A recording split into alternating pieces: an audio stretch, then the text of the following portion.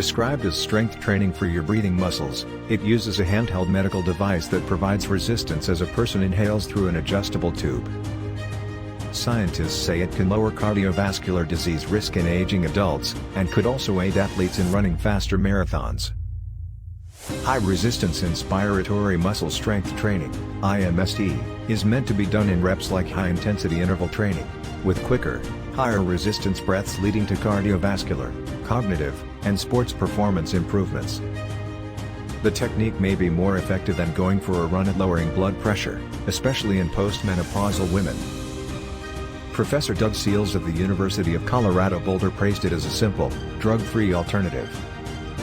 The regimen was developed in the 1980s for patients with respiratory disease to help them strengthen their diaphragm and other breathing muscles. It was prescribed for 30 minutes per day at low resistance.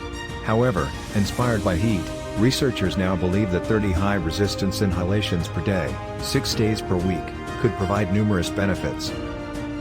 The study, published in the Journal of the American Heart Association, enrolled 36 healthy adults aged 50 to 79 with high blood pressure, half of whom did high-resistance IMST for 6 weeks and the other half did a placebo with much lower resistance. Even 6 weeks after they stopped doing IMST, they maintained the majority of their gains.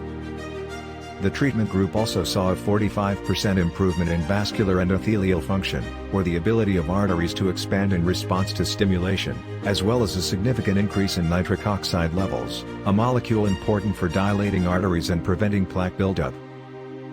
Nitric oxide levels naturally decline as we get older. The IMST group saw their systolic blood pressure drop by 9 points on average, which is more than what can be achieved by walking 30 minutes a day, 5 days a week. This decrease is also comparable to the effects of some blood pressure medications. We discovered that it is not only more time efficient than traditional exercise programs, but the benefits may also be longer lasting, said UC Boulder lead author Dr. Daniel Craighead. If aerobic exercise does not improve this key measure of cardiovascular health in postmenopausal women, another lifestyle intervention is required. This might be it. Craighead, who uses IMST for his own aerobic training, added it's simple to do, doesn't take long, and we believe it has a lot of potential to help a lot of people. Indeed, having a form of therapy that lowers blood pressure without the use of drugs, or doing aerobic exercise, which so many people dislike, would be a fantastic option. Seals was recently awarded $4 million by the National Institutes of Health to conduct a larger follow-up study of about 100 people, comparing a 12-week IMST protocol to aerobic exercise. Meanwhile, the research team is working on a smartphone app that will allow people to perform the protocol at home using commercially available devices. See the links below for more information.